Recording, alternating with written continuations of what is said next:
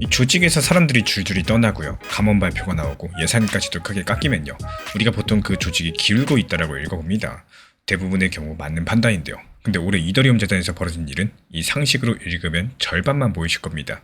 연초부터 지금까지 공동대표 2사람을 포함해서 고위 인사 9명이 재단을 떠났고요. 6월달에 직원 54명이 한꺼번에 나갔고요. 올해 예산도 40% 가까이 잘렸습니다. 여기까지만 들으면 이더리움의 몰락 기사인데, 근데 바로 지난 수요일 이 재단에서 갈라져 나온 조직 하나가 정반대 성격의 발표를 했는데요. 이 자기들과 함께하겠다면서 돈과 시간과 전문성을 내놓는 곳이 100곳을 넘었다라고 해요. 줄어드는 조직에서 나온 팀에 100곳이 이름을 올렸다. 오늘은 이 앞뒤가 안 맞아 보이는 두 가지 장면이 사실은 하나로 이어진 재편이라는 이야기를 드려보도록 하겠습니다. 이더리움을 들고 계신 분들 올해 마음이 편하지 않으실 거예요. 값은 올해 들어가지고 가장 많이 내려와 있는 상태인데, 그 위에 재단에서 사람이 나간다, 예산을 자른다, 이런 소식까지도 겹쳤으니까요.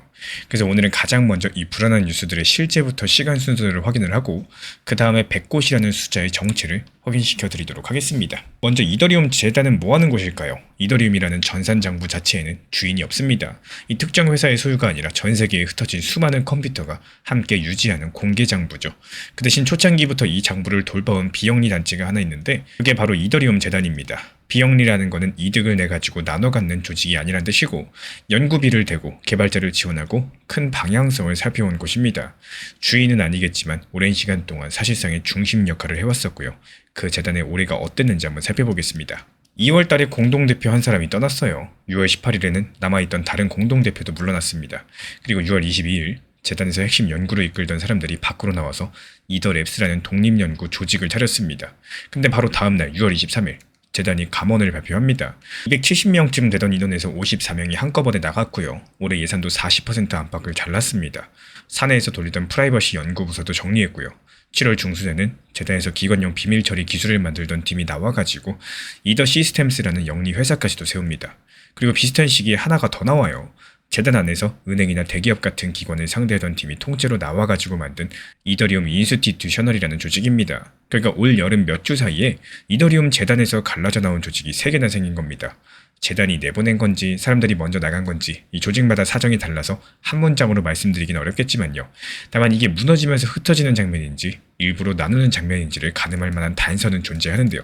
첫 번째 단서는 날짜입니다. 이더랩스가 출발한 바로 그날 재단 이사회 쪽 인사가 문서를 하나 공개했는데, 어떤 일을 재단 밖에 독립 조직으로 내보낼지 판단하는 심사 기준입니다. 나가는 쪽과 내보내는 쪽이 같은 날 각자 발표를 했다라는 거. 이 흐름이 사고가 아니라 조율된 재편에 가깝다는 신호겠죠. 두 번째 단서는 새 조직 뒤에 있는 똑같은 이름들인데요. 이건 잠깐 아껴뒀다가 조금 뒤에 이어가겠습니다. 다만 정직하게 하나 덧붙이면은 이 후원사 쪽에서 새 연구 조직이 결국에 재단과 경쟁하게 될 거다, 이런 발언도 나왔고, 모든 게 매끄럽게 합의된 그림은 아니라는 뜻이겠죠. 그러면 이 세 조직이 각각 뭘 하는 곳인지부터 정리하겠습니다. 이더랩스는 장부 자체의 성능을 연구하는 비영리 조직인데요. 예를 들어가지고 지금 이더리움에서 돈을 보내면 그 기록이 되돌릴 수 없이 완전히 확정되기까지 15분 안팎이 걸립니다. 개인한테는 큰 문제가 아니더라도 은행인 대규모 정산을 쓰기에는 부담스러운 시간이죠. 이런 문제를 푸는 게 바로 이더랩스의 일입니다. 이더 시스템스는 영리회사인데요. 은행 같은 기관은 공개 장부가 부담스럽습니다. 이 거래 상대가 누군지, 금액이 얼마인지 전 세계에 그대로 보이니까요. 그래서 내용들은 감추면서도 규칙대로 처리됐다는 사실만 증명을 하게 되는 기술을 만들어가지고 기관에 파는 회사입니다. 그리고 이더리움 인스티튜셔널은요, 이 기관을 직접 만나는 조직입니다. 은행, 자산운용사, 수탁회사, 각국의 공공기관까지도 전부 다 찾아가서 설명을 하고 요구사항을 듣고 그걸 생태계에 전달을 하는 역할이죠. 교육자료랑 연구, 행사까지도 맞습니다. 정리드리자면은 듣는 곳, 만드는 곳, 고치는 곳, 이렇게 3가지로 나뉜 거예요. 그리고 지난주 수요일에 나온 게 바로 세 번째 조직, 인스티튜셔널의 첫 번째 공식 성과 발표였습니다. 그 내용은 이래요. 이 첫 번째 생태계 자금 조달을 마쳤고 100곳이 넘는 생태계 참여자가 후원자로 이름을 올렸다. 후원은 돈만이 아니라 시간과 전문성, 홍보 지원까지도 포함을 합니다. 이 조달의 중심에는 낯익은 이름들이 있죠. 이더리움을 세상에서 가장 많이 들고 있는 미국 상장회사 2곳, 비트마인과 샤프링크, 그리고 이더리움 공동 창업자인 조 루빈과 미아이 엘리시입니다. 얼마를 모았는지 금액은 공개되지 않았는데요. 그럼 이제 아까 아껴뒀던 이야기를 들어볼게요. 비트마인, 샤프링크, 조 루빈까지도. 이 이름들은요, 인스티튜셔널만이 아니라 이더랩스랑 이더 시스템스 뒤에도 똑같이 있습니다. 연구조직과 기술회사, 영업조직 3가지가 모두에 같은 쪽이 돈을 대고 있다는 건데, 그래서 저는 이 장면을 이렇게 읽었습니다. 지금까지는 이더리움을 돌보는 비용을 재단이라는 한 단체가 거의 혼자 감당해 왔었죠. 근데 올해부터는 이더리움이 잘 되면은 실제로 이득을 보는 쪽이 그 비용을 나눠 맡기 시작했다는 거. 이 회사 재산의 큰 부분이 이더리움으로 되어 있는 상장사들, 그리고 이더리움으로 사업을 하는 창업자가 연구비랑 영업비를 직접적으로 대기 시작을 한 겁니다.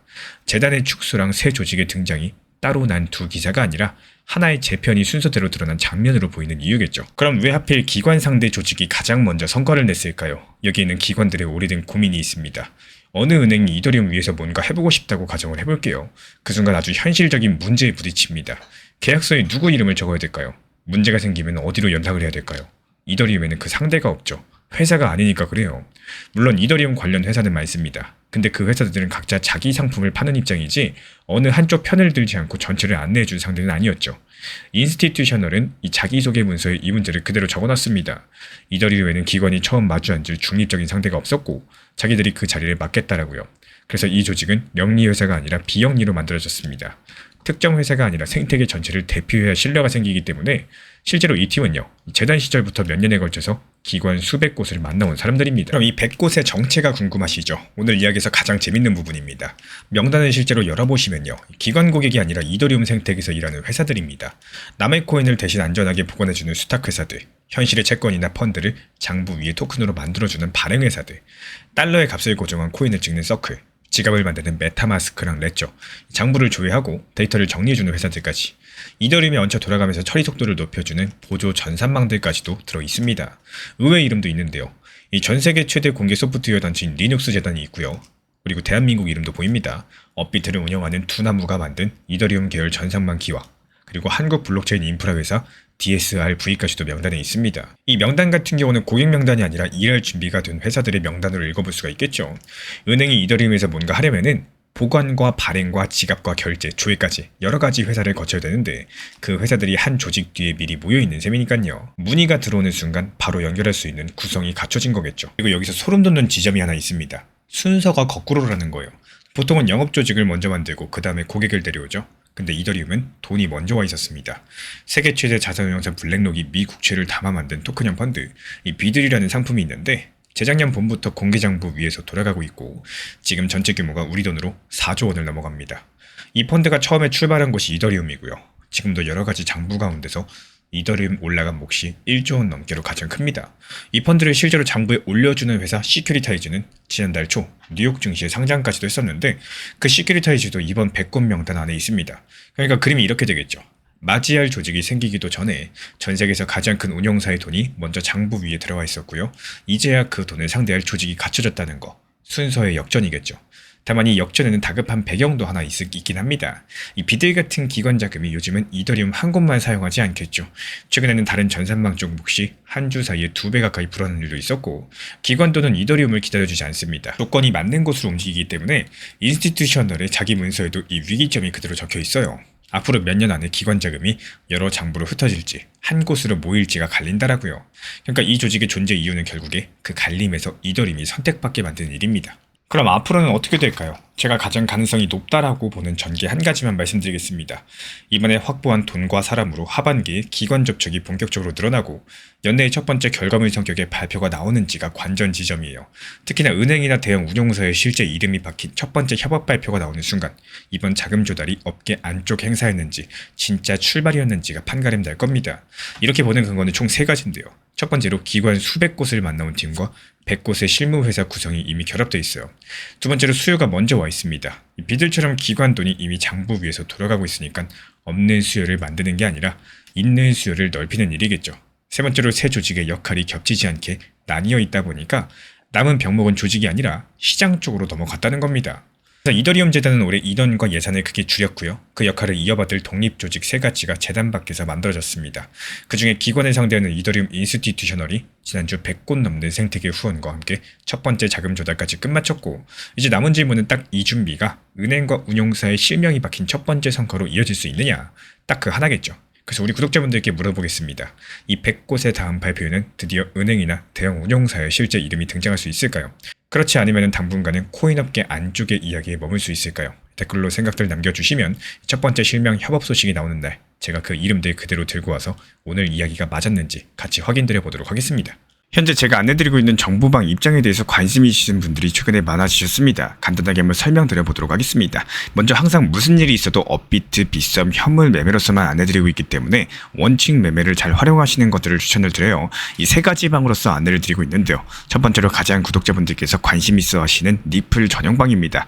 리플 전용방에서는 말 그대로 리플에 대해서 집중적으로 단기 고점과 저점, 그리고 장기적인 관점에 대한 타점과 리플에 대한 시장 브리핑을 안내드리는 방이고요. 이 리플 전용방에서 안내드리고 있는 정보방 타점으로 단기 고점과 단기 저점에 대한 타점을 활용을 하시되 신경 쓰는 매매가 아니라 목표가에 미리 걸어놓고 미국 시장이 활발한 새벽 시간대 혹은 업무 시간대도 신경 안 쓰면서 수익 실현과 저점 추가 매수 타점을 활용하는 방향으로서 안내 도움 드리고 있어요. 리플에 무조건 장기적으로만 보는 게 아니라 메인 비중은 장기적으로 보유하시되 일부 비중은 단기 고점과 저점을 살려가면서 비중과 수량을 늘려나가고 평균 단가를 낮추는 전략으로서 운영하시는 것들을 항상 추천을 드립니다. 그리고 두 번째로 단기 타점의 종합방입니다. 리플을 몰빵으로 장기적으로만 보유하다 보면 결국에 시장의 흐름을 놓치게 되기 때문에 적당한 알트코인들을 비중을 활용하시면서 적극적으로 투자 전략으로 살려나가는 게 정말 중요합니다. 예를 들어가지고 좋은 엔진의 리플 코인을 보유했으면은 그 엔진이 잘 활용될 수 있도록 좋은 기름과 엔진 오일의 역할이라고 생각을 하시면 되는 거예요.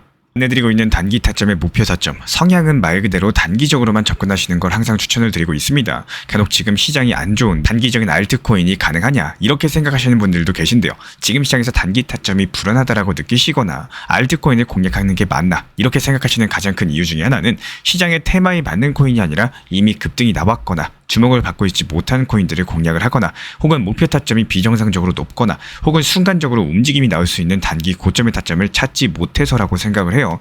결국에 투자 시장은 순환적으로만 흘러가기에 적당한 알트코인들을 비중에 맞춰가지고 병행하면서 여기서 나온 수익들로 리플의 단기 저점 매수의 계획을 통해 가지고 하나의 톱니바퀴처럼 움직이도록 내 포트폴리오를 구성을 할 줄 아셔야 됩니다. 타점은 말 그대로 단기 타점답게 수익 실현하고 나면 사실 그 이후에 더 상승하던 떨어지던 크게 신경 쓸 필요가 없겠죠. 시간 또한 바빠가지고 걱정할 필요가 없는 게 항상 말씀드린 이런 목표 타점에 미리 걸어두면은 신경을 쓸 필요가 없다는 점을 반드시 생각을 하셔야 됩니다. 그리고 세 번째로는 종합 브리핑방인데요. 중요할 수 있는 속보, 시장 브리핑에 대한 핵심 내용들을 전달드리면서 시장이 어떻게 흘러가고 앞으로의 시장이 어떻게 움직일까 이런 중요 핵심 내용 같은 것들을 전달드릴 뿐만 아니라 메이저 코인과 그리고 스윙과 중장기적인 타점에 대해서 안내드리면서 단기적 관점보다는 조금 보유 기간이 있다라고 하더라도 목표 타점 자체를 높게 보는 방향으로서 안내드리고 있는 방입니다. 대표적으로 최근에 도지코인에 대해서도 목표 타점을 높게 276원의 종합 브리핑방에서 타점 안내드리면서 여유롭게 약 5일 정도 보유하면서요. 도지코인이 상승이 연달아 나오고 있을 때 오히려 과감하게 370원의 목표 타점을 안내드렸습니다. 이렇게 상승이 잘 나오고 있을 때는 대부분 여기서 더 오르는 게 아닌가 이렇게 생각을 하시는 분들이 많이 계시겠지만 항상 적당한 고점에서 수익 실현하는 것들을 목표로 잡는 게 정말 중요하다고 말씀을 드려요. 이렇게 세 가지 방 입장 안내드리고 있기 때문에 항상 업비트, 빗썸으로서 현물에 대해서 안내드리고 있습니다. 비중 조절과 원칙 매매를 통해서 일하거나 바쁜 와중에 신경 쓰시는 매매보다는요. 여유롭게 매도 걸어놓고 편하게 신경 안 쓰시면서 제대로 운영하시기를 추천을 드리겠습니다.